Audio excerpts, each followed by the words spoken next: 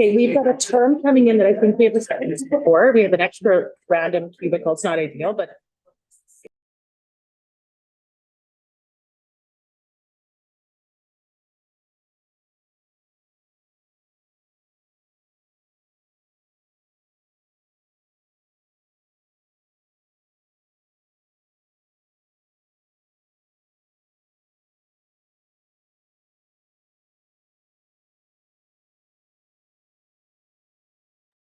Hey, John, just gonna do a quick mic check with you You? to the room. yeah. Yep, got you there. Perfect. Thank you, good sir.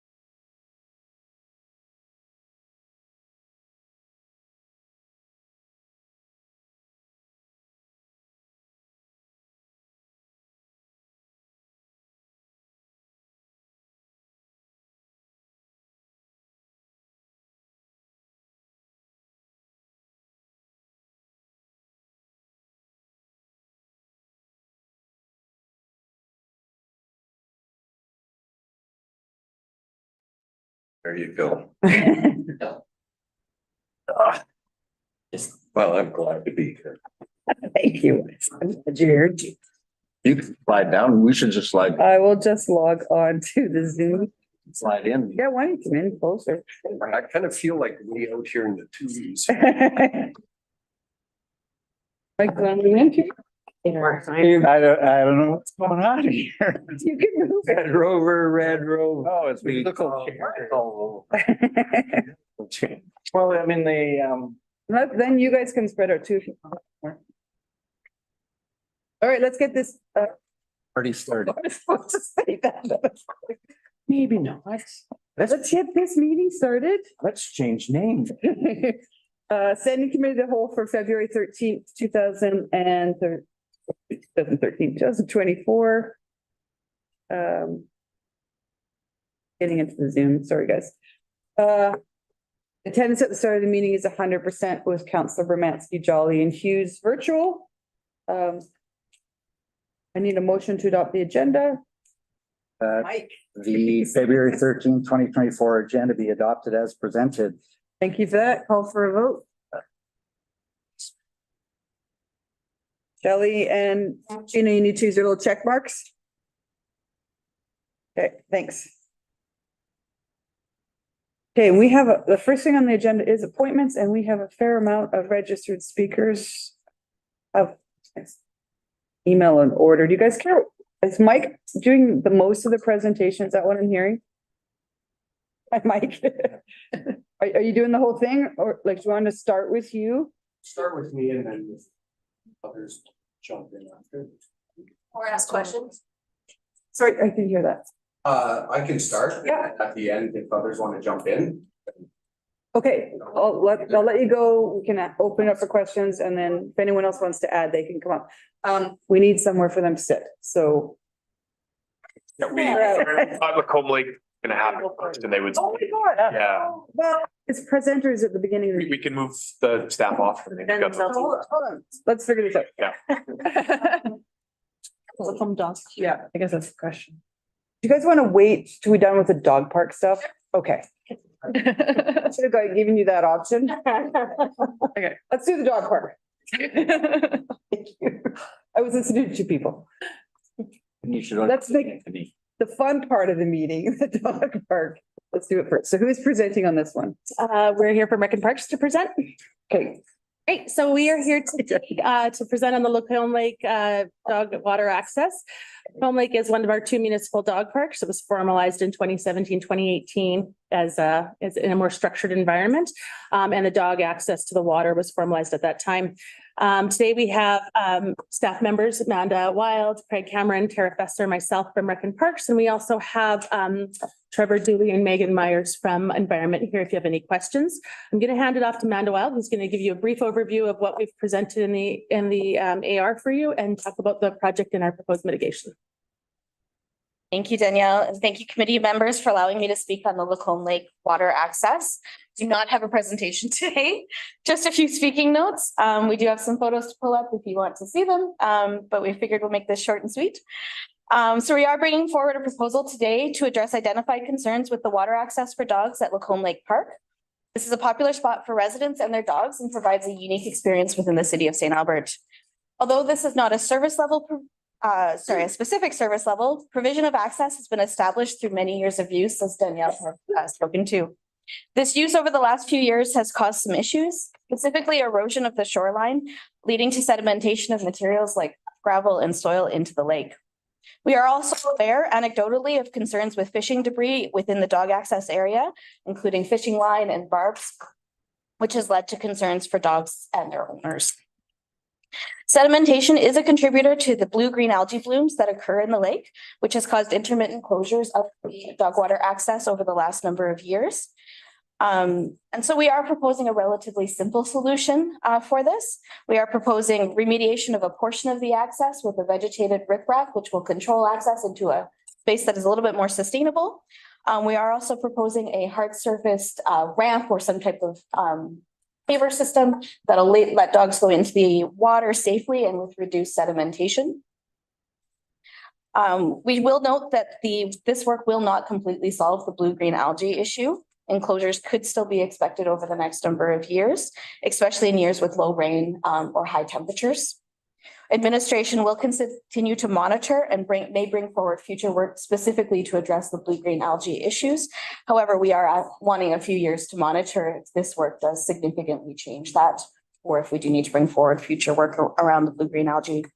So today we are asking you to recommend to council an expenditure of up to $150,000 to be funded from the dog license reserve, which policy directs to improvements to dog parks and dog off-leash areas. This work would be targeted for completion in 2024.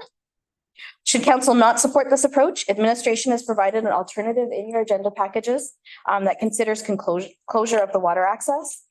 The benefits and drawbacks of that alternative are explored in the agenda report. And that is the end of our very brief presentation.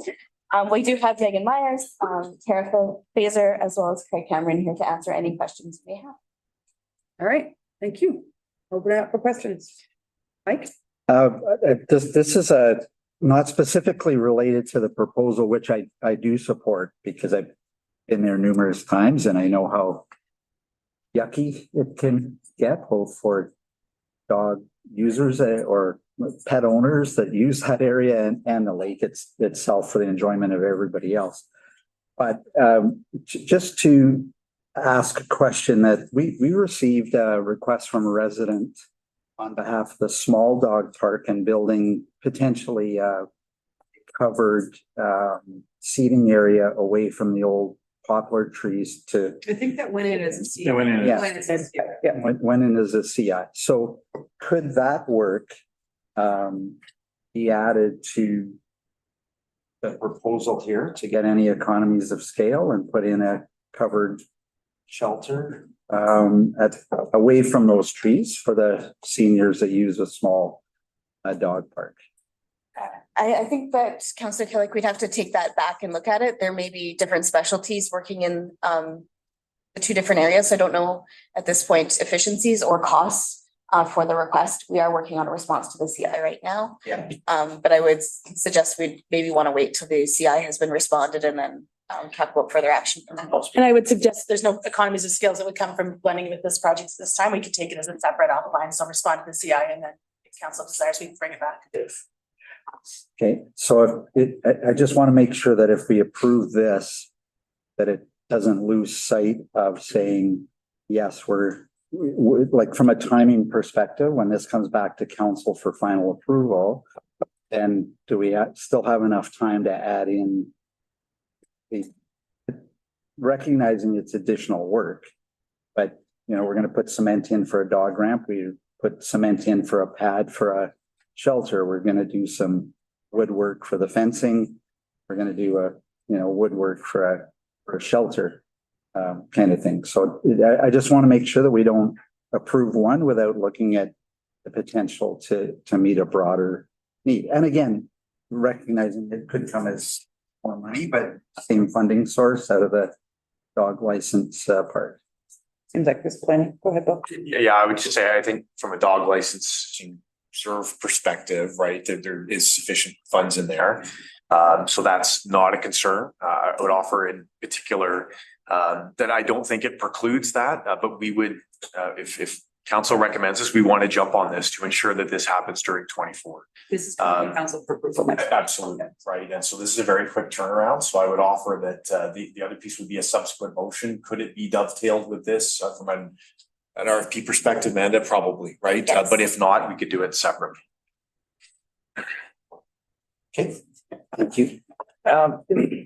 Thanks, Mike, on that. I think a lot of what they were looking for too was just even a picnic table too, just something where. Someone to sit away. Somewhere, yeah. The blue-green algae, is there, I mean, the lake itself is relatively small compared to kind of some of the nearby larger lakes that are suffering some of the same issues. And you mentioned it's due to sedimentation. Is there other factors that we could mitigate that would eliminate some of that? Because I mean, 2 years in a row, we've suffered a lot of blooms there and basically it stops it, but it doesn't stop, unfortunately, it doesn't stop people from going in or their dogs. So. But this Yeah, Yeah. it's primarily temperature and sedimentation. So Yeah. at this point, as Amanda mentioned, we're going to be looking at to see if some of this work will help mitigate that blue-green algae. But it is at this point, those are the two factors that we're looking at. The recent work that we did in relation to the clubhouse or the change rooms area and all that, I've seen some people walk in there with their dogs to wash off and things like that. Is there any opportunity to, and I can see all the negative sides of this too, but I thought I would ask, is there an opportunity to put some sort of a water wash off station somewhere along that area? I mean, I can see the pros and cons, but I thought I would ask. Yeah, so it's certainly possible to do like a clean, dry and dry type station. We'd have to look into options for dogs specifically. I would suspect it would come with a fairly significant capital ask as well as an ongoing operating cost. So I think that would require some more investigation and a formal response Yeah. of an IR. As one of the many doodle owners, that it's a mess to clean them up, but I have seen them unfortunately using the pillow sometimes. So that creates challenges too, right? So I'd be interested in knowing what that would be, but not as part of this work. It would come separate. I think we also continue to track anecdotal feedback we get from users of the dog parks too, in terms of what helps them or what provides better service provision up there. We haven't heard a lot about additional water access, I would suggest at this point. And we're tracking the CI that we just received as well on this. Yeah. So just continuing to track what we hear from users. So there might be some more opportunity there. Okay, yeah, it was something that I thought I'd ask it off. Fountain still running? In the middle of the lake? Yeah, Yeah, still operational. Yeah. not right now, but Not today. Not yet, not today. Not today, no. I was literally just talking to utilities about it the other day. Okay. Fortunately. Okay. and we do close the dog water access when we do, when the inspections happen that we note the blue-green algae, we do close the dog water access as well and sign it for public awareness. All right, Wes is really ready to make a motion. All right, I have one other question. Oh, sorry. Just that this work is coming forward kind of after budget discussion and, we've had lots of discussion around bill workload and we've got Oakmont, we've got Millennium Park, we've got the other Element Park, we've got a bunch of other things going on in the Parks Department and obviously engineering. Do we have the capacity to do this without other things falling off the table? Yes, we do. I think it's been factored Yeah. into the work plan and the reason this is coming is because it's ultimately a health and safety issue for the users, the dogs in particular, and the long-term viability of the lake. And so that's the imperative that's brought this. Just want to make sure nothing else was falling off. Yeah, absolutely. There's a lot of work going on there. Okay, I moved that the standing committee of the whole recommend to council that $150,000 be approved for remediation of the dog water access area at Lacombe Park, Lacombe Lake Park to be funded from the dog license reserve. Any comments? Pretty straightforward, Madam Mayor. Yep. Anyone else? Take that, call for the vote. Unanimous. All right, thanks, guys. Now we're on to Northeastern. No, Well, we're gonna do the minutes. No, we're gonna do the minutes. We're gonna go down back and do the minutes. I was gonna say, I think I've never done this before. Ken's making the motion. So, Natalie, Shelley and Sheena, we skipped past the minutes, so I'm gonna get Ken to make the motion. That the standing committee of the whole meeting minutes of January 17th, 2024 be adopted as presented. Raise your hand if you think it's all good. Yes, that's unanimous. Thank you, Cheryl. Thank you for reminding me. Now we're at Northeast Servicing. Okay. Session here, we're gonna have Donnie make a presentation, but as we do in council, we'll always go to the presenters that have registered first. So Mike is ready to go. Hello? Time getting set up. It's all good. Okay.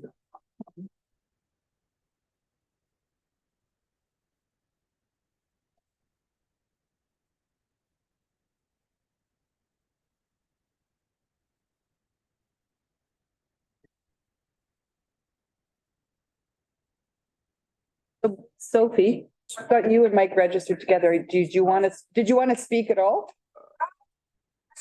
You can come. They come up and sit with them, and then we can ask the two of you guys questions together, maybe. Not allowed to bring your coffee though. Or did you bring enough for everybody?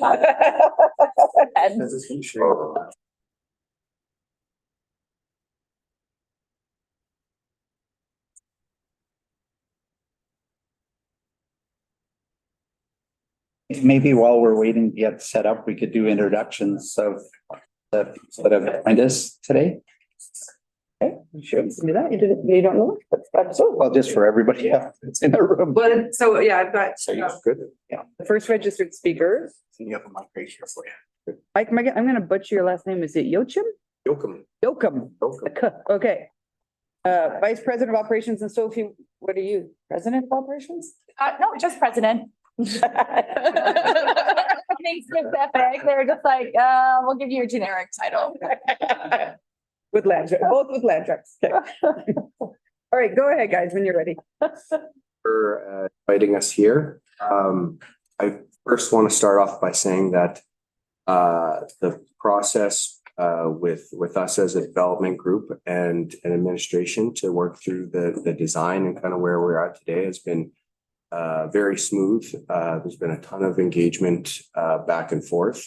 We have provided feedback along the way, and it's been great up until now. And so we've been probably through it about a year now, maybe a year and a half of the design. And so that's been going well. So I want to just start off by saying that. So I want to focus on, so development is usually pretty standard, and we kind of just move through land development, and houses continue to come up, and we continue to grow the city. And so that's kind of standard. So I kind of want to focus maybe on what if that doesn't happen. So I know that's more on the negative side, but I want to focus on that because I think we're always just used to that development happening. And so I want to focus on some of the things that, could happen if development does completely stop, if this project doesn't go forward with approval. So obviously population growth is a big one and the main one, right? That will continue, or that will be reduced because one half of the city will not be able to grow. Obviously, we understand the housing crisis, not only with all the municipalities, but federally too. So, we want to continue creating that supply on housing. And so that would kind of be the reverse of what, federally and municipality, what we're trying to do. And I want to focus on commercial as well. So the northeast area is around St. Albert Trail. And so all of the commercial would not say reduced, but there would be a significant amount of commercial parcels that wouldn't be able to move forward. Currently, right now, we have about 5 acres of commercial land that is within contract that wouldn't be able to move forward.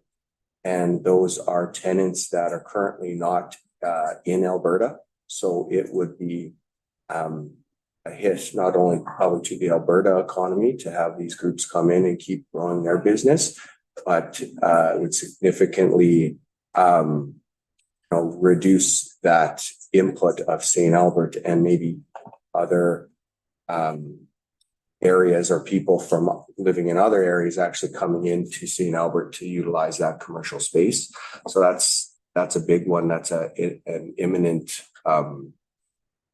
negative impact for us and I believe the city too.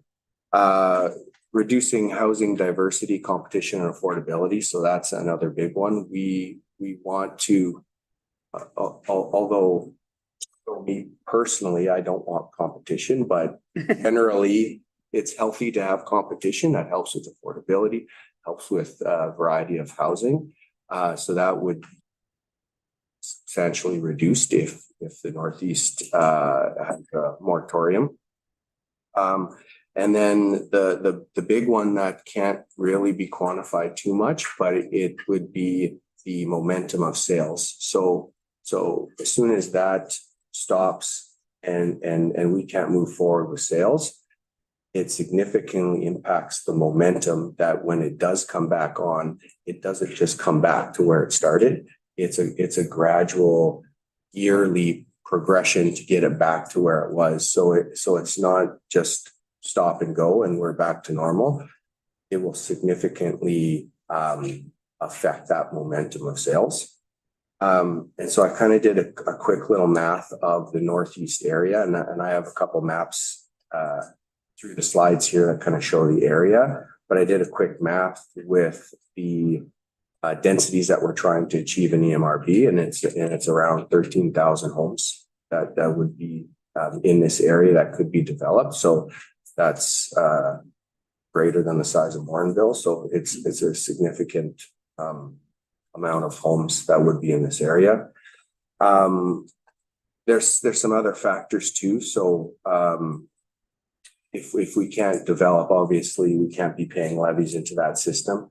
Plus we can't be paying levies into other systems, mainly the road systems, right? So us not being able to develop would not be putting money into those coffers that would help support the expansions of roads like St. Albert Trail, Neil Ross Road, Fowler Way, those types of things. And a main one that I think.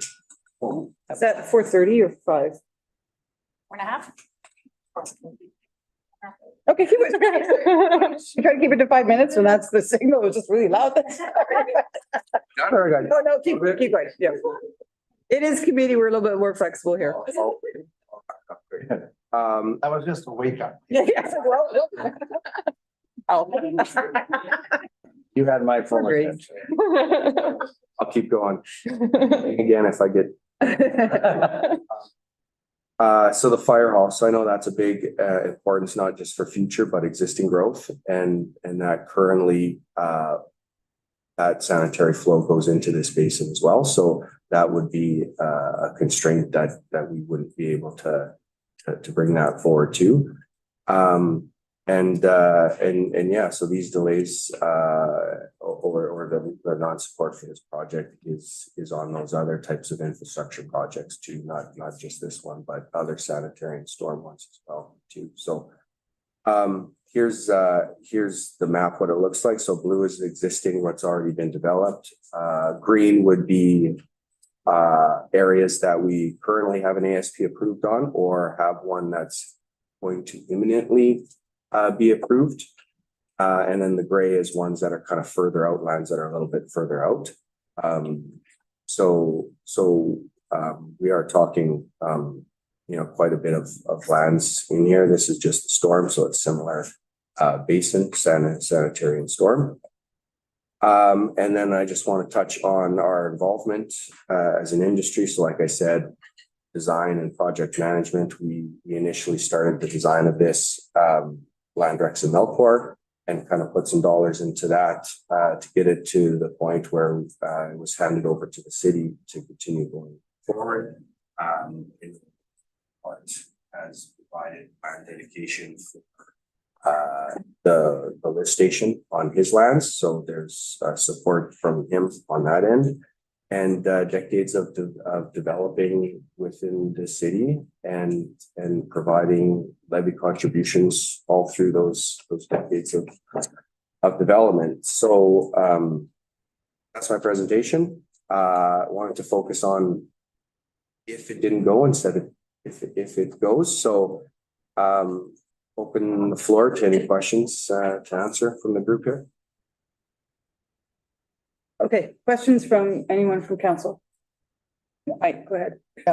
Mike, thanks for sending out the information in advance. The slides, that's always helpful because it, gives us a bit of an opportunity to dig into them a little bit and try and understand them. Could I go back to your slide on the sanitary servicing concept? So I just want to understand the numbers that were proposed there. Second last slide, yeah, or that one. Yep. This one here? It's the big numbers, yeah. So I think if you look at we'll wait for it to come up there. With the storms. Storm, so. That's I mean, offsite levies and all of those things are gonna be the big nut to crack. So I just want to understand that this is your estimate through your own consultant, right? That and that's been shared with the city planning department? No, so we've actually taken the last year's levy map and levy rates. Use that to form this. Okay. Through that, we needed to find the UMP that kind of matches this, and so this was very preliminary in the last couple of weeks, and so in between the UMP and what the levy map showing last year was a little bit of discrepancy, so there's a little bit of. Okay. Okay, so that if I look at the numbers down the right-hand side, the actual dollar numbers, like the 74 million, 91 million, 1 million, 2.7, that I think, and 9.2, that I think that adds up to I think the way the math works, that's 24.9 or 29.4. Yeah, so For all of the land in the green, that's a total number. Yeah. Okay, and then on top of that, the remaining gray area is another 25.9. Yeah. Okay, so that's nearly 60 million total, right? Yeah. That's kind of the high level numbers that we've been chatting about. Yeah, and so I kind of did the same thing last week to make sure that the numbers were adding up. So this is off of last year's levy rates because we don't have them this year. Okay. And that was last year's projects costs, which were not the 60 million we're talking about. That was the 5 million at the time what the project cost for this project was. So in theory, if the 60 million is going forward this year for the levies, that number will increase because the project cost is going to increase. And this includes paying into other projects, not just this project. There's a Carrot Creek upgrade and some other stuff. So this, if you add this up, it's not going to add up exactly to that, but it's going to be within. Okay, because it's always that we talked, and even at dinner we talked about the 60 million and 20 million for storm, and so I just wanted to make sure that in my own mind kind of a clear picture of what those numbers represented. And my assumption is that these are going to go up. I don't know, Tanya's the calcs and stuff, but from looking at it, Inflation and the project's 30. I think the other projects, sanitary and storm within St. Albert, have relatively stayed the same on cost estimate standpoint. So that won't change. Inflation might change a little bit. This is the one project that has changed their estimate from last year to this year. So you will see, and it will be a split between sanitary and storm. So both of those rates will increase, which the numbers on the side here, the legend will increase. So the 7 and 9 million that will go up. okay, and do these numbers contain a contingency in them Yes. at standard like 30% or 20%? I believe each project that goes into calculating the levies will have its own contingency depending where it sits in the estimate in the design. Okay. Sometimes I think this one's 30%. There could be other projects that are fully designed. I don't think so. But there's ones that are probably not designed at all that maybe get a higher contingency. Yeah, okay, just I really wanted to understand the numbers because that's, you know, affordability and how we're going to pay for all this. Yeah, and I think this is a rough idea of what areas, if they're developed, would be paying back into the pot. Yeah. A lot of it would go to this project because this is all benefiting direct to that project, but there's some of that money that would go and pay for other little bits of projects. Okay, good, thanks. Yes. Thanks for the presentation. So the green, I take it, is your estimation of what gets developed right initially, and then the gray is further on down the line. Is that correct? Yeah, and how I broke it out is if something has an ASP or soon to have an ASP, that you could call that readily developable, obviously within 0 to 10 years. And then the gray is just, there's no plans to date for it. Not to say that someone could bring forward an ASP and start to develop that, because there are some parcels there on St. Albert Trail that you could develop right away if you wanted to, but that's how I kind of divided it out. Okay, fair enough. So for your lands, I mean, you've developed fairly quickly in there and done a good job there. My question to you is, if you were to look at the green area, how many years do you think that is in terms of development? So I would say the blue that is currently there is probably taken 10 to 15 years. In 15 years? Okay, so if you take the rest of the green, that's probably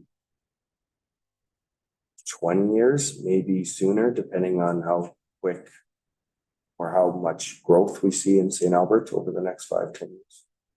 St. Albert growth's been fairly linear over the years. However, I mean, there's a lot of people coming to St. Albert, and I suspect to Alberta, St. Albert will get their fair share. So interesting. I guess my question is, can you divide it up into the green first and then the gray later? And you're saying divide the project? Yeah. Or are they contingent on each other? Does it all have to be done? No, I think it all flows through the same, right? So the gray will flow through the green. I think there has been some conversations on staging the pumps in the lift station, but the pipe itself can't really upgrade the pipe. It has to kind of stay in. It has to be there. So I think the lift station has been looked at. It's a small dollar amount to do that, but I think it has been looked at. Okay. Fair enough. Wish you well. Okay. Dan's got a question too. So when you were talking about the challenges, Mike, thanks. Oh, by the way, thanks for presenting. Nice talking. Sorry, Mike. Because we're not where. One of the challenges you didn't identify was the current admin hold. That's currently, is there an admin hold in relation or a case by case kind of impact right now that's there? Yeah, so I touched on the commercial part. So right now, we've kind of been moving forward on a case by case basis. It's challenging because this case works but then we've got some more movement and momentum over here, but then that won't work. So then this has to go. And then we're doing kind of this as we move forward. As we're going, we're getting commitments, as you know, from tenants and contracts. And so we're doing this to our tenant and he's starting to ask questions of what's going on over there. Like, are we going? Are we not? And well, it's challenging and trying to work through that. And so we can already see that momentum coming into effect or the decrease of that momentum already as we're trying to work through this. But we are at the point now where it is. Well, I imagine you could speak to this probably way better than I do, but it makes sense to me too. I mean, your business uncertainty is probably just a fatal blow, right? I mean, in the sense of you need to have some certainty in relation to forward. So, I mean, just following up a little bit on Councillor Broadhead's question around the green areas. I mean, I know there's some momentum moving forward on a Northeast ASP. Is that still something that you guys are looking at? And would that speed things up in relation to development faster than that 10-15 year mark? It would help. I think we're still working with admin to finalize some of the small little aspects of it to get it to council. Getting it to council sooner would obviously showcase that need from the city themselves to say, hey, look, we're open for business. So the sooner we get that through, helpful. But I think this is still the underlying issue that even if that happens, it means nothing because we can't develop it. anyways. Yep, no, yeah, good. Sorry for the proverbial chicken and egg kind of argument, right? All right, no, thank you, I appreciate it. Mike, can you show me on the map where the north east ASP land is gonna? It is all of this side, So, sorry, say that, show me again. all of this, So the whole thing. every So, green east of Salem. so you're taking on an area structure plan outside of your land ownership, essentially. Okay, so in between Four Corners and your land, is that just a conglomerate of other landowners? Yes, lands and, Miss Lands, farmer owns north of Miss and east to us. Yeah. And then a bunch of other smaller ones. smaller ones, yeah, but so that big section there is probably got no development aspirations in the near future. We'll see just Four Corners and then your piece, right? Yeah, so this piece in here. Yeah. And down in here,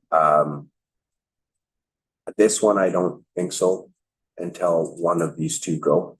Right. But I know the Miss family has been engaging consultants and working through some plans. I don't know if that's developed, so. Okay. So I haven't seen your area structure plan, it's going through the process yet, but so that piece will be just sort of like a shadow. Well, it will show the road connection parks, it will show quite a bit of detail. Okay, So that's all. yeah, but Shelley's gonna hand up. Yep. Okay, Councilor Bermansky? Thank you, and thank you, Landrex, for presenting to council today. I just had one question. I'm not sure if you're willing to answer it or not, but you mentioned that your tenants are not in Alberta. Where are they? There,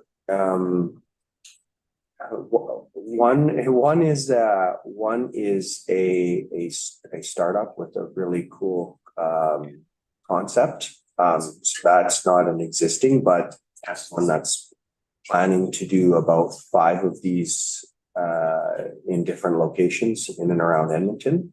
And then there are a few others that are probably a top 10 food fast food company in the States that's not currently in Canada. So Okay, so the second one is US and the first one is. it's local. Yeah, yeah. Oh, okay. Okay, that's all. Thank you.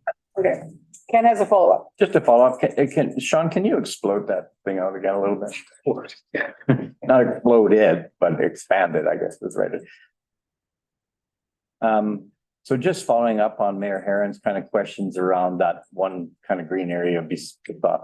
So, and this might be something I might have to ask administration, but from your understanding of with this pickup, how is the Sturgeon Valley service right now? Is that just all septic and whatever? Don't have that information. It's not coming from St. Albert, right? No, it's not coming in from St. Albert though, right? I don't know where that goes regionally going. Yeah. I'll wait. Yeah.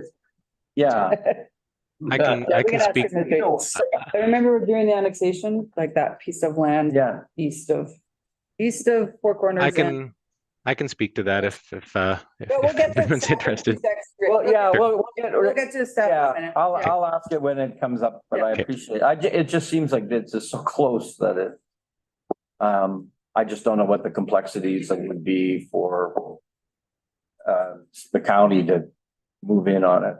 Yeah, and I think as development gets closer, there are probably those conversations when a developer comes in and says, why would I truck it all the way here? Let's see if there's capacity, extra capacity. There's those conversations. Sewer's been up for a while. Yeah, no, yeah, there's complexities, yeah. There's a lot of groaning from your other tables. Anyways, okay, no, it was just such a visual close, you're so close to that. We had some numbers. pickup of- We had some numbers during the annexation process on that piece. Well, I'll wait for administration, but thanks. Councillor Hughes? Thank you. So a quick question. So obviously you realize that the price tag is coming in at well over 60 million now, and could be higher. Is there any incentive willingness to partner for some of this? Has there had been any discussions or thoughts about that? I think there was some discussions on prepaying levies was one of the discussions. Okay. And to be, well, I guess there's two things. One is there would need to be certainty that the city was okay and approving of the ASP or planning documents moving forward, because then that gives the developers certainty that we can move to the next level or next stage. So that's one of them. And two, the amount of prepaying, and I'll just speak on for Landrex, is with the rates to prepay into those basins, we're talking a max a couple $2 million. So although helpful, and with us prepaying at a rate that's probably a little bit higher than what the city does for that couple million, I don't know if it's a value add, but it's on the table. I think we have been having those conversations. Without an ASP, we're just we can't be there yet at the table for that. So yeah, does that answer your question? Yeah, so if I hear you correctly, like, I mean, obviously, the city can never guarantee an ASP approval. I mean, and they obviously, I know that Adrian and his team works very hard to try to figure out solutions to any type of issues that are coming forward. And council can't pre-authorize an ASP approval without even reviewing it, obviously. So that guarantee that you're asking for, I'm not even sure if it's possible to give it to you. But then you're also saying that out of the 60 million, potentially $80 million debt, you're prepared to potentially help us with about 2? I think that, I mean, right now we just have, I think, a stage left to develop. And so there's no significant levies that would happen there. And so before we can pay levies on future pay or do any future contributions, we would need to have an ASP approved, or else then what am I paying levies on? Right. I think it's a problem just so that it's going to be a chicken and egg here on what you want to do here, because you want the SP approved before you do the servicing, but then we also want some kind of assistance with the servicing. And I think it's probably more than $2 million to help us with the actual debt costs, because we are going really heavy into debt for other projects already. So, okay, thank you for that. That's all. So I was just quickly looking at the maps you sent, Mike. And so the sanitary Landrex thing is hatched, right? Yep. It's 7.4 and then the storm is 2. So that adds up to like closer to 9 million, not 2. No, the 7 is Landrex, which is our existing plus the future together. Yeah. So Okay. that's right. For the sanitary. Yep. Okay. Just make sure I had my numbers right. Yep. It is a big ASP and I'm actually glad you're doing it all. That's awesome. It's better to have big ASPs with neighborhood structure plans than Well, and there's ones here and there. still the NSP after that too. Right, yeah. no. But I'm just picking up the Yeah. fact that you're Yeah. kind of skipping over an area for Yeah. development. And I have a feeling, I mean, I know Sophie's position really well and we talked about it at Whistler, but when we get to our administration, good conversation will be about chicken or the egg, ASP versus the servicing, right? So, I mean, I have lots of questions for Adrian on that one, so good. Any other questions that, from my council or my committee? One more hands up online. Oh, Councillor Hughes, your hand's still up. Do you have another one? Okay. All right, thanks, guys. Stick around. Yes, I'm gonna go through all my registered speakers. I have, Thanks, Mike. Art, you're next on the list. Do you wanna come up and add? I do. Okay. So my name is Art Valerio and I'm an actual landowner of Four Corners. I've owned that land for 14 years and we started on this road to development. We've done other developments and so we have some experience, not as much experience as our colleagues, as my colleagues behind me, but 14 years ago, we were in talks with the city about doing an ASP, and we did an ASP. And then we were put on hold for a number of reasons. We did spend a lot of money doing it and were promised a lot of things, and they never came to fruition. We've dealt with that. You know, that's just the past. But back then, we all talked, all of us, Melcor and Landrex, about funding this project when it was $20 million. And nobody wanted really to listen to us or talk to us about it. Here we are, and it's, you know, $60 million. And for me, it's just completely unreasonable. I don't have any development underway. So, you know, how do I fund money for development that we're working on an ASP with Mike and Landrex on, which is going to take even more time to get accepted. How am I going to fund that? I'm a resident of St. Albert. I've been here for 30 years. I raised my family here, paid the taxes for 30 years, and big taxes too. And I enjoyed every single minute of it. We designed this land around a substantial environmental reserve. And we called it Solar Crest for that reason. Our intention is to develop it with the environment at the forefront, and to make sure that it's a property that is something that St. Albert will be proud of, and I will be proud of. It's my legacy as far as development is concerned. Mike talked a little bit about momentum. So my background is I've been in the real estate business for 42 years. I know. Started when you were 10. I was 5, okay. And I understand momentum. I understand what it does and what it and the positive and negative effects of it. But I also understand affordability. Our lands, in terms of how we're designing them at this point, are really focused on affordable housing, minimizing lot sizes, which we believe is important from an environmental standpoint.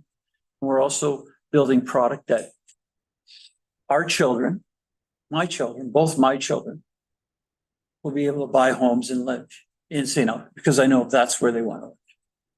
So our community is designed and will be designed, much like some of my colleagues, the other developers here, for affordable housing, for people to come back to St. Albert, for families to live here. And I think that's important. We talk about money and, dedicating funds towards building the infrastructure.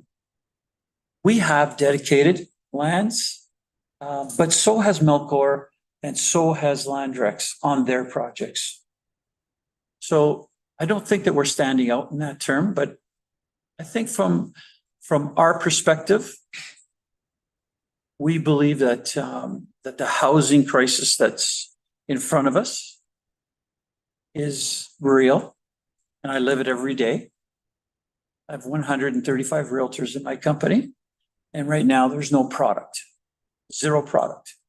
So I don't see that changing in the near future. I think St. Albert is going to feel the effects of housing values and growth in a negative direction if we don't continue the development. And I understand the need for commercial development. I understand the need for that tax base. I get it all.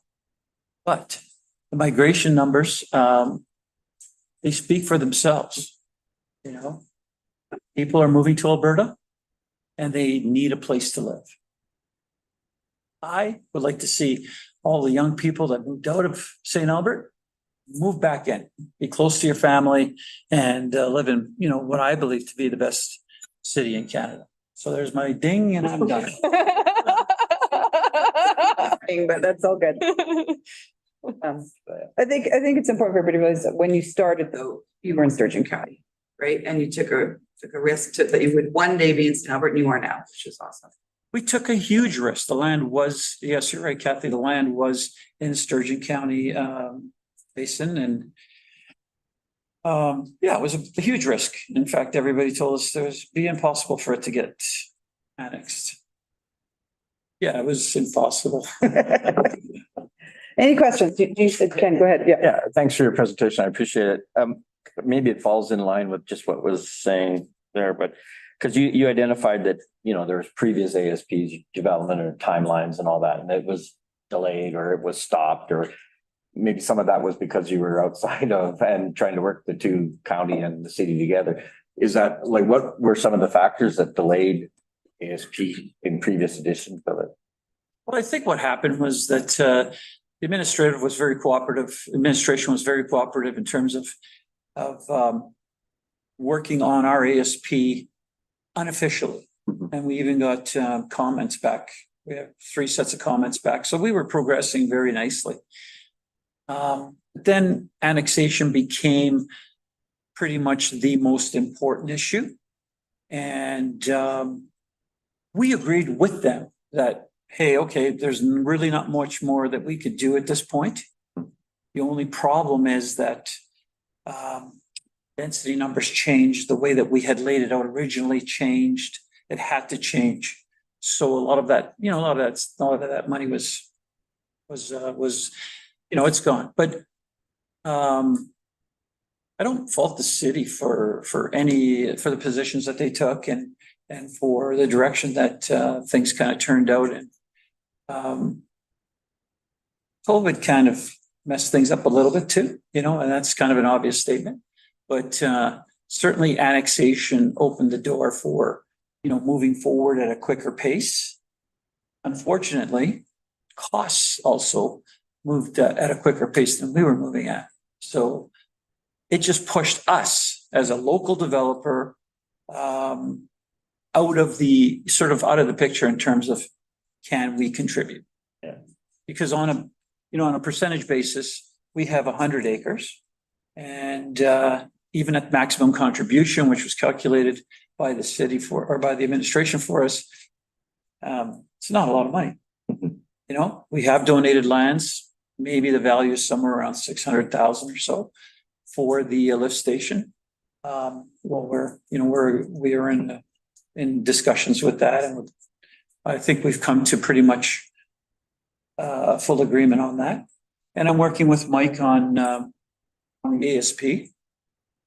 So like, we're ready to go as soon as somebody says, you know, go, right? But again, we need the services in order for anything to be real. Thanks. Yeah, I wanted to make sure that came out. I was going to ask you that because I think, Mike, you referred to it a little bit in your presentation that Four Corners has come forward with land donation for the lift station itself. Do you have a question? Yeah, I just wanted to confirm, or that your land is at on the far east side and Ordering, it's on the border. to 50, right, level 3 or whatever. Yeah. Yeah. Okay. Yeah. Here, Mike's gonna show us. They're just above.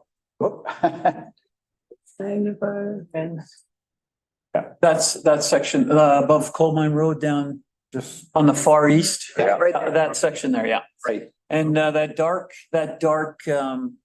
area in the middle, that's our environmental reserve. Right. We plan to build some fantastic walking paths, and Awesome. you know, I'm trying to encourage you to be on my side, and you know, we'll build dog parks and we'll have water for And a shelter. We're gonna have somebody to keep the coyotes back, you know, make sure the coyotes. For seniors? Yes, oh, absolutely. I'm a senior as well. Yeah, absolutely. Benches, we need. I have to rest sometimes. Yeah. Because the elevation there is quite a bit, so you know, Station is in that little jog area. you see where the circle is, just south of that circle? There'll be a lake, there'll be the pond, the stormwater management pond facility. And we're talking about moving, or actually, we're talking about putting the station, the pump station right in that area, or a little bit to the left, depending on what works best for the engineering option of it. Yeah. Okay. So, yeah, that's all That's all happening there. Oh, did I mention that we're gonna sort of mandate solar panels for our subdivision in terms of our architectural guidelines and so on? So that's something that we're gonna expect builders to build in or accommodate the future of solar panels. It's not that you have to put them in when you build, but we want the builders to have all the infrastructure and the mechanical side of it done in our What are you calling it again? Solar Crest. All right, any more questions? Nothing from Fine. online. I see no hands up. Okay, thanks, Art. Thank you. I've got Jim. Jim and Jen, you were registered to speak. Were you here just to back up or did you want to? Perfect. And how about Melchor, Sue and Michaela? Do you guys want to come up and say a few words? I can just jump in really quickly here. Same with Jim. We're just, we've been working together with Art and Landrex and Jim and Jen on this. And so we don't have a formal presentation, but I wanted to just take a second to go back to Councillor Hughes' question about, contributions or prepaying levies or something like that. And I wanted to just, I guess, let everybody know that like us as developers, we've worked together in St. Albert, but also in other municipalities. And there's other cities where the city's sort of levy program that the city lays out does accommodate or require or expect developers to pool money together to upfront or to help upfront some of these costs. And our experience has been that that's not how St. Albert does it. And so had that been the case, like when we all started this 10, 12, 15 years ago, we probably would have formed some sort of a cost share corp or put money in trust and started to work towards this. But every time we have come to the table to start to have these conversations, we're kind of met with quite a bit of opposition. Just it's not how St. Albert does it. And so we pay our levies every stage of development that comes in. We pay our levies and the city collects that money and then is the steward of our money to invest in the infrastructure that's needed for our developments. And so that's sort of where we're at today. And so it's just a little bit tough to just answer the question like, no, we're not willing to help, when really our perspective is that we've been helping by developing in St. Albert and putting levies into these pots of money, which are now don't have enough money in it to pay for the infrastructure that's required. So I just wanted to elaborate on that a little bit so that it didn't just sound like no, we're not here at the table. We are here in that we've been developing for all these years and paying levies. So I just wanted to add to that to maybe elaborate on the question that Councillor Hughes had asked. Councillor Hughes, do you have any follow-up? Yeah, thanks, Mayor. So I guess we are where we are. I can't change what the discussions were 8 or 10 years ago. And I wasn't in the room to know either side of this situation. But what we do also have is a situation where we have a lot of debt coming in for servicing, and we have a debt limit. So, and we understand you guys, the need to develop in the Northeast. It's not been, it's been clearly demonstrated. We know this before. What we still have is, I guess, in spite of that, we have the offsite levies. We know where we're at right now.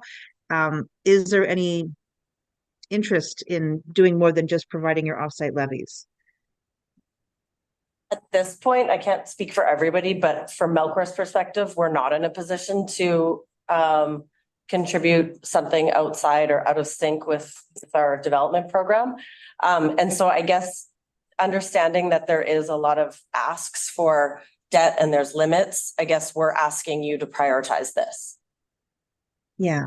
So I guess the next thing is that there's a recommendation to do a full-on moratorium until we have it. I mean, obviously you don't want it to develop if you're going to have potential issues with wastewater or any other issues.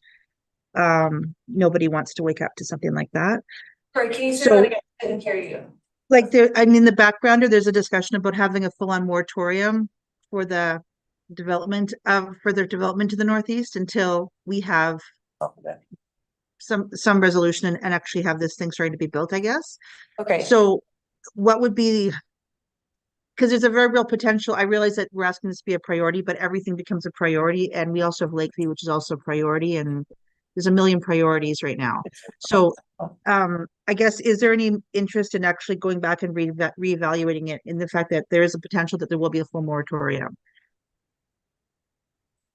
Are you asking us to go back and reevaluate? I'm asking if there's any willingness to go back and reevaluate, because like, as much as we do want to have development and as much as I mean, this is not even being decided today, this is just for information, but there's also the reality that we could do a full moratorium until we have this resolved. So is there a willingness to go back and reevaluate your current position on helping us to fund this? Point of order. I'm just asking if there's a willingness, that's all. I'm not asking you to do anything. That's in our confidential side of things there. Maybe just to kind of partially answer that question, from our perspective, the city has, I don't exactly know the true version of the moratorium, but our development has been limited officially. So we're already in that situation. We don't have the option to proceed beyond basically where we are now. And so from our perspective, that's already occurred. And okay. so I thought I read it in the background, Councillor McKay. I'm not trying to say something that was out of turn. Potential, Councillor Hughes. It's in the other backgrounder. So, yeah, I thought I saw it in the background. There was a potential. That's what I was hearing, is potential. That's what I'm just trying to figure out about it. Okay. And it also says there is one in place. So that's why. I'm sorry if I misspoke. I wasn't trying to do something to turn. That's it. Thank you. Oh, fair enough. Sorry, Sophie. I talked over you. I just wanted, no, that's okay, because I just wanted to hone in on the misspeak here on the moratorium.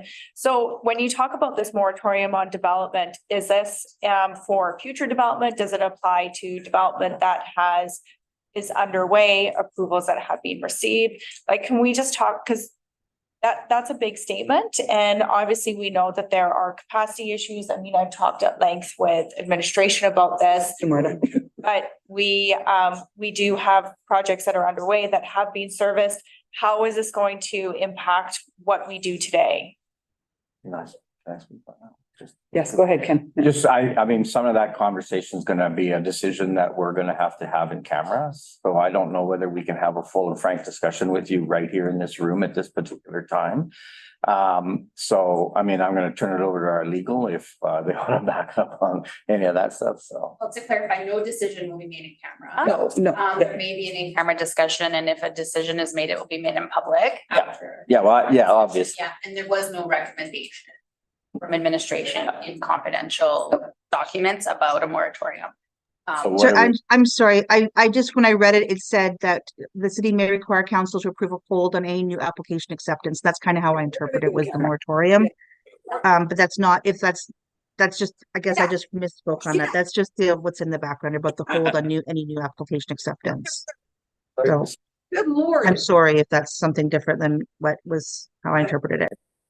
I moved that council move in camera. Let me just get it up here and I'll. Thank you. Okay, hang on.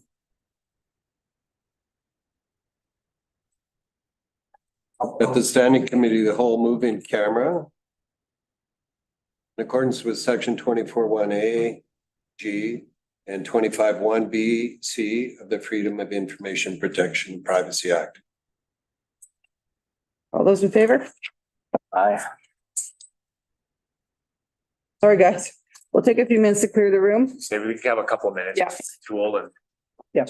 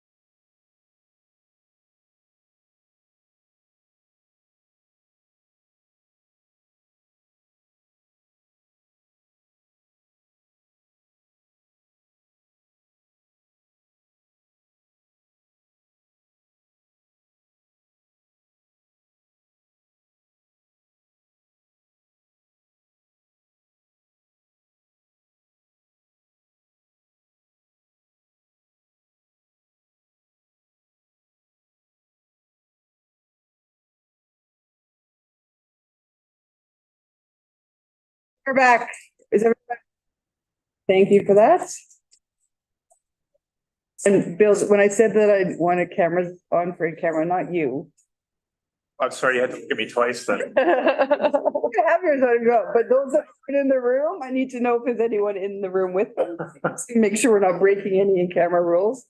All right, sorry about that, everyone. We needed to clear out some stuff that was in a confidential background or not, and just go through some Robert's Rules of Order.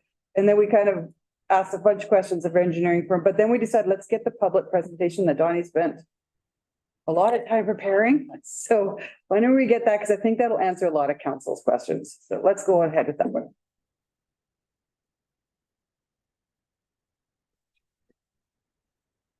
Good thing we ordered lunch. We're not going to do that. There's only two things on the agenda. Yeah.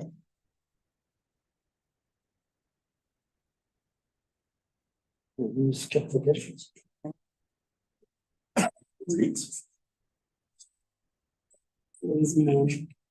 Well, I wish my wife would. Amazon. Well, good morning, Standing Committee of the whole members. My name is Donnie George, Director of Engineering, and I'm here to provide an update on the rest of phase 1 of Northeast Servicing Project. We also have the project team and the Integrated Infrastructure Services team online and planning and development to answer any questions that you may have at the end of the presentation. In terms of agenda, we'll cover a little bit of background to just get the refresh of the memory from past presentations, and project status update for phase 1 is the detailed engineering phase, and then some challenges, risks, and mitigation opportunities that we have looked at. Also leading into project phase 2, which is the construction proposed schedule down the road if council chooses to fund it, right? So we just give you some indication of the schedule impacts and some conclusion and recommended. Sorry. My wife's telling me she's at home. Sorry about that. So in terms of the background, we've got a different map on a pictometry. So what this indicates is there's 3 lines that you see there, the green, the red, and the blue, and it's the north is to the left. So this is through the Oakmont region. The sanitary line is the green line, which is about 3.2 kilometers. Storm is about 2 kilometers, and water is 1.4 kilometers. And there's also a sanitary lift station that's tentatively to be placed at the corner of the old Coal Mine Road and also the Belrose Drive. So in a nutshell, the Northeast Servicing Project is a capital project to bring the sanitary, water, and storm to the northeast part of the city, including lands within the latest annexed land area. These projects have been identified as offset levy projects, and the need to construct at least the sanitary and storm has been in discussion for over a decade. So recognizing the synergy and alignment of both sanitary and storm, sometime in 2019, 2020, from the concept studies completed prior to those years, along with the requirement of water line, which is a future fill line for North Reservoir in the future, but possibly to use it as a transmission line in the interim, is what brought forward the business case for combining all 3 utility line as one project. To advance the project, major benefiting developers and the city entered into a memorandum of understanding sometime Q3 in 2020 to advance the design. To manage various risks identified through the initial phase of advancing this project under developers, a decision was made for the design component to be front-ended by the city in 2022. So this way, mandated public procurement requirements can be met by the city if a decision was to be made in the future that the city front-end the construction phase of the project due to its large expense, as one single developer may not be able to solely afford it. Accordingly, council approved $2 million in advance to advance the phase 1, which is the design in Q2 2022, and from the offset levy recovery funds with no impact to taxes. So these maps are taken from the 2023 offset levy bylaw updated. Things will change in the 2024 update. A few areas will get shifted. So these maps show the sanitary servicing area to the left, shaded in yellow, and the storm servicing area to the right, shaded in yellow, that will be serviced in the Northeast Servicing Project. As you can see, these projects services roughly 39% of the city's overall remaining net serviceable land. That is a significant portion. So we were able to allow development to some portions of the shaded area due to existing excess capacity contributed by developers through the past Oakmont development.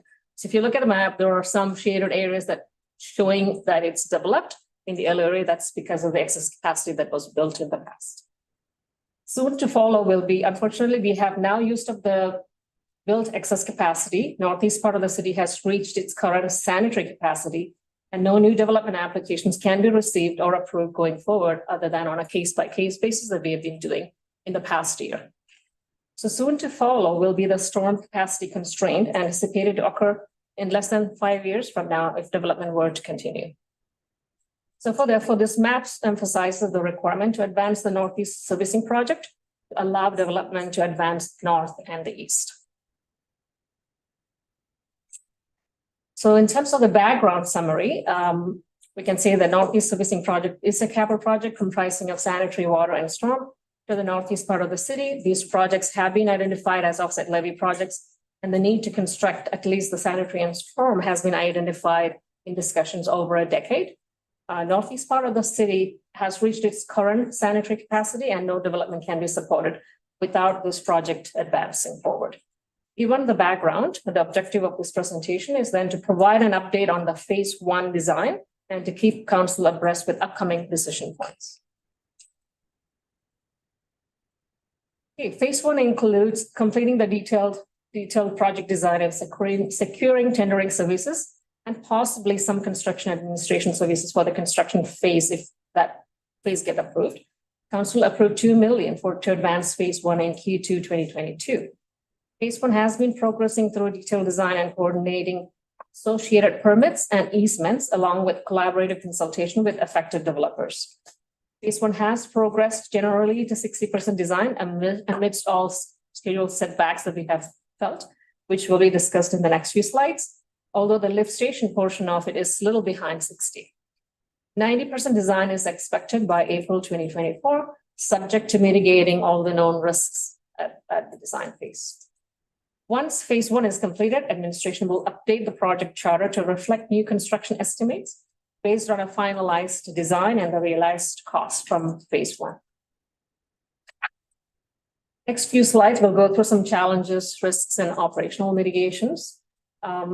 In terms of the operational and strategic challenges that we are facing as part of the phase 1 design progression is the continued sanitary capacity analysis to accommodate new development affecting our staff capacity, although administrative hold on a development was issued in 2022.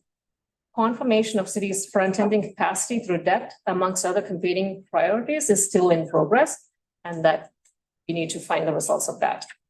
The delay in progression of approval of Northeast ASB, Area Structure Plan, would have an impact on future development.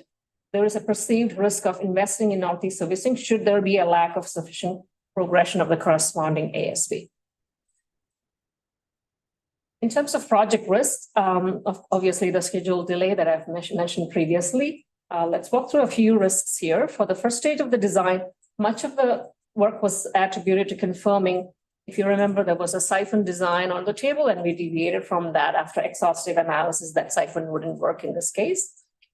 So therefore a lift station and a force main got added to the project. So this analysis confirmation occurred sometime in Q1 2023. The design team then progressed towards the second stage of finalizing design brief and stakeholder consultation, which meant deliberately progressing slow to go fast after the confirmation of design parameters. This is the stage where affected developers and the consultants were asked to contribute to the design decisions sometime in Q3 2023. Additional variables include regulatory approvals for the storm sewer outfall and the pipe crossing under the river to the capital region for the sanitary. Environmental permitting applications have been submitted and final approvals are anticipated in Q1, Q2 2024. Land acquisitions for the lift station site. The design of the lift station has progressed slower than originally scheduled due to finalization of the lift station site and configuration. The landowner has recently provided approval for preliminary engineering investigation to occur, and the parcel size is being finalized along with their engineering firm. Acquisition of the required easements and utility right-of-ways are ongoing. The pipeline package has progressed further as much of this work is within the existing right-of-ways. So cost estimate At 60% design is projected to be more than 60 million with 30% contingency. So cost escalation and contractor availability is a reality that we are facing and we have been facing since pandemic. So city has approached the significant developers in this area and asked for partnering in the front ending of this project. No confirmed additional front ending development partners or grant funding are obtained to date. Could I just ask there, Donnie? Sorry, are you done? No. Okay. Well, let's finish your presentation. Okay. Write down your questions. Yeah. Couple more slides, maybe it's answered. Yeah.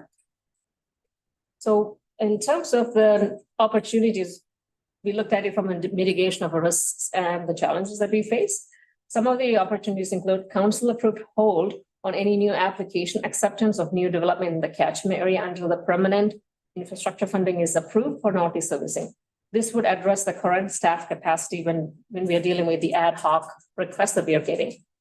So council may approve future phase 2 construction charter subject to the following: completion of the design to more than 90%, which would provide better cost estimate with the potential to reduce the contingency to 10 to 15% rather than the 30% that exists today.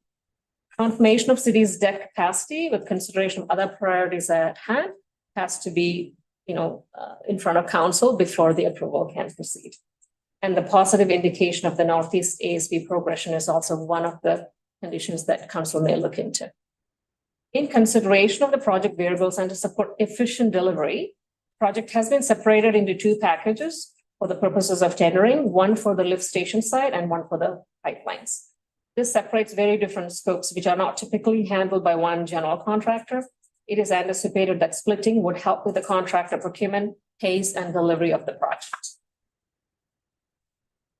So subject to future council support for the project through debt funding or other means, which are the proposed schedule outline for the phase 2 construction.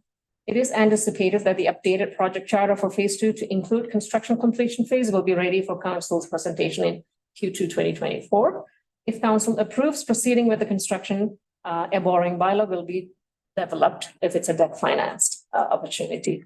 Anticipated tendering and award with all the timelines into consideration, we are anticipating around Q3, Q4 2024, and the start of construction late this year, Q4 24 or early 2025. There are some components in the project that we could get a winter construction going. Anticipated completion of tender packages completed or construction completed is about 2 years, which means we will be hitting the CCC roughly around Q4 2026 if everything goes as planned.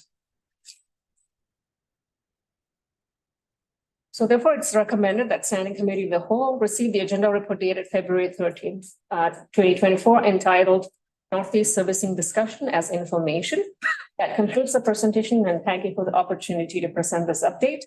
Project team and I will be happy to answer any questions, and any confidential information can be discussed in camera as well. Thank you. Can you go back one slide, Donnie? The timelines. The very first one, the project charter approval, May-ish of this year. Well, that'll come with full design work.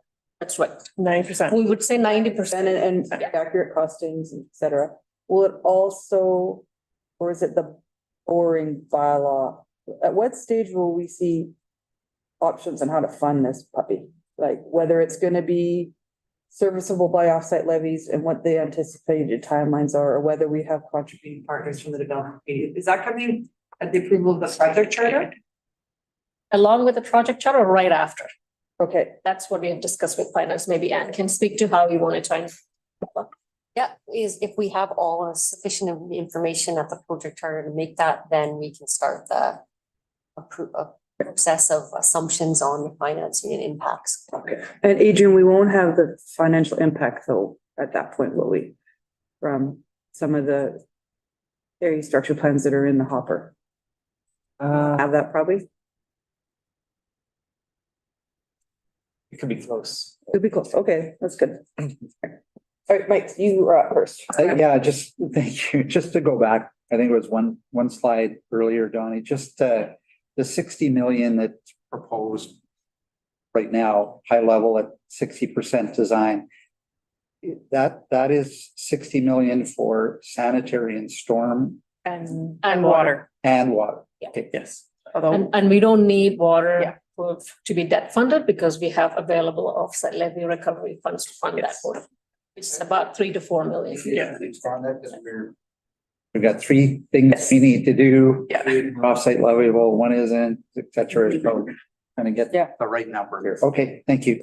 question? Yeah, quick question. You mentioned the previous iteration looked at the siphon system. Can you expand as to why that was discarded?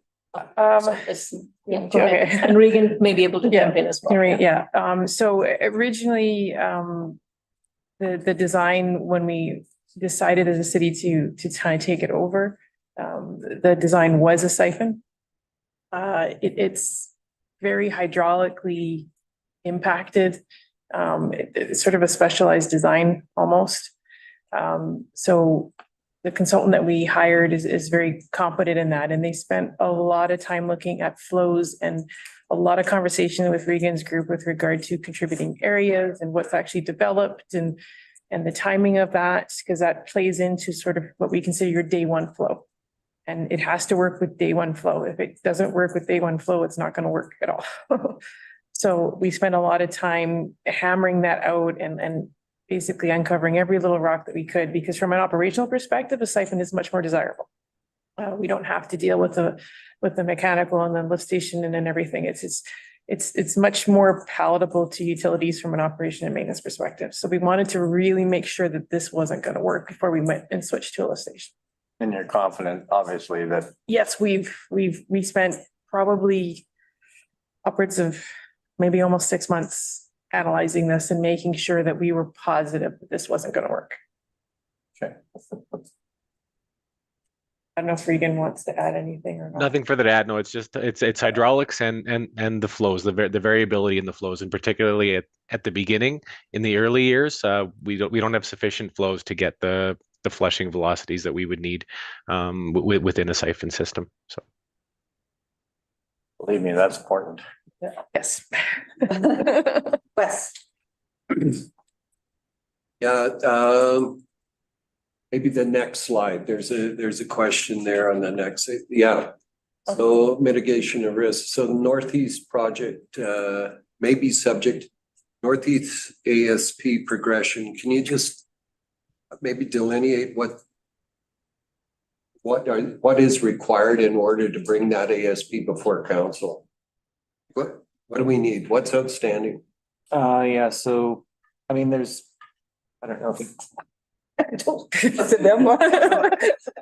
just gonna say, I don't know if the applicants have even gotten the latest final version. Their consultant, we've been working with them on that. There's a number of items that we've identified that need technical resolution. Some of those are around the Highway 2 Carrot Creek drainage. Some are related to provision of, I guess, the Northeast servicing, the actual approval of Northeast servicing, and then there's some additional ones, I think, related to impacts on St. Albert Trail or the transportation network at large, I guess. So these are reports that are coming to the city for review?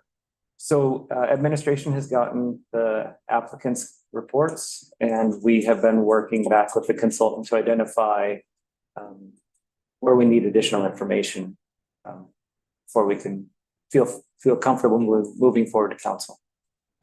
So this is just a small piece of it, not the total piece. The Northeast servicing approval. Yeah, I mean, it's a part of it. It's not the whole thing for sure. Is it contingent?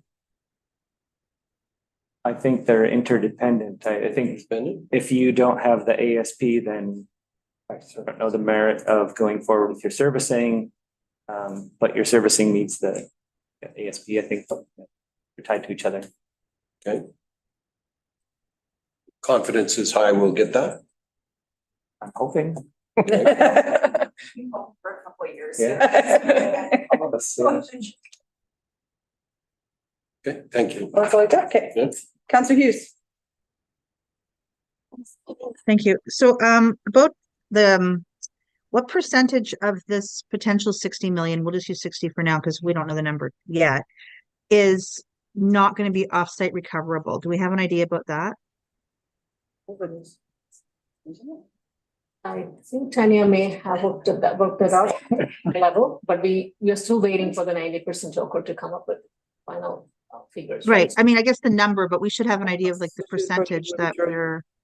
High level. Counselor Hughes, it says right in the financial implications, it's right in our background, are all costs associated with these projects would be chargeable to the applicable offsite levy category and would eventually be recoverable by the city if choosing to be the sole or part front-ending party. In the financial. Okay, so it's 100%. Is that what I'm hearing? Yeah. Okay, okay, I just wanted to have confirmation about that, that's all. Thank you. That's it for now, thank you. Can't see him. No more questions. Guys have anything else? Okay, so you're just asking for this to be received for information. And then we will get this back in council, or is it, it's not coming back to committee, is it? Charter? Yeah, the project charter will go. Project charter in May. Yeah. You have another one? Yeah. I don't want to ask, then we'll close this off until everybody's done. Just one really quick one in relation to the splitting it under split tender packages. It's just primarily because you're saying that the scope of the work is different between company or between contractors that would look after this? Is that, and is it Basically, any other? an underground contractor who basically puts pipe in the ground and manholes, like a map, like a CKB, like, you know, those guys they're very good at putting pipe in the ground. Not so good at building a building. A building might be more something like a Chandros or a PCL or something like that. It's just different specialties or different areas of focus with the different construction companies. I just was wondering why, wouldn't there be economies of scale if you had the same company? But if you're saying that you don't think that there's. You would actually have some additional costs, because then you have that person's overhead and profit that he's adding on to his subcontractor. The likelihood, because of the length of the pipe, I mean, I think we added up, it's almost 5 kilometers worth of pipe. You'd likely get a GC, a general, that's bidding as a pipe with a building guy as a sub. So then he's putting his overhead and profit on top of all the costs of the building guy sitting to you. So you're actually probably going to experience more cost if you put it as one package than if we were to put it two. And then the nice thing also about putting it in two is I can build the lift station without the pipe being installed, right? So it kind of gives me a little more of, I can have them both happening at the same time. And there'll be a handoff point that we'll have to delineate in both packages as to this is where you stop and this is where you start. So we'll have to handle that, and that'll be a construction admin piece that between ourselves and the consultant that we'll have to handle. Thanks. Did Project 9 go under the river at any point? No, it didn't, did it? Yes, Project 9 actually went under the river just by Riverside, off of Riverside Crescent.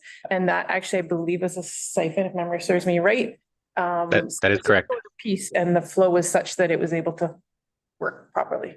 Is it anticipated, and I realize that a lot of that is to come in design, but is it anticipated that it'll be a bigger under the river crossing at this particular point? Yeah, so from the lift station to basically Sir Winston Churchill is a force main. Yeah. So that'll all be under pressure. Project 9, the pressure piece was only that little bit on each side of the river. So there's more significant costs with the force main length that we have in this project than we had with a pressure pipe, if you will. Project 9. So that probably contributes a lot to a cost. Yes, however, because you're going both sanitary and storm down Old Belrose. Yeah. I believe we're looking at anticipating that being an open cut. We're still refining the methodologies, which is obviously playing in with the costs as well. So because we got a 1,200 concrete storm line being put in along Old Belrose, it has not, I mean, you can do it with trenchless methodologies, but if you're open cutting one type of pipe, you might as well open cut the other one, because you're already creating an excavation. And again, there's some economies of scale in that regard, because you just make the trench a little wider and you pop them both down and you keep walking down the road, right? So, yeah. I was just for the engineering geek in me. No problem. And it's in our confidential background, but I think I can say we don't need to talk or make a decision on attachment 4. You have to remind me what attachment. Old Bell Mine Road. Oh, yes. That'll come as part of the project charter. Yes, that'll come But with we the can project charter, discuss in yeah. camera which direction comes first. Yeah, Yeah, there's a desire for utilities based on their operation and maintenance requirements. But yeah, So do we need that today? a decision on, Wait till the project charter comes, but if you Yeah. want to indicate for. as a project team, we can. we've made a decision on how we're proceeding. So. Okay. I don't. I'm just. Okay, not, I'm gonna do that now, okay. All right, I need a motion to receive this for information. Wes wants to do this. Sure, I'd be more than happy. Yeah. Okay. Move that the Standing Committee of the Whole receive the agenda report dated February 13th, 2024, entitled Northeast Servicing Discussion as Information. Any comments on the? Well, it's been interesting to say the least, Madam Mayor. Looking forward to hearing more information when it comes forward in Q2. And looking forward to hearing from our development team that they've gotten all the reports that are required to support the ASP. And go from there. All right, anyone else? All right, call for the vote. That is unanimous. Okay, that's done. Actually, we are adjourning this meeting, right? We're done. Can we do that during the special council meeting or? No. No, okay, because it's not called for. Okay, do we have any?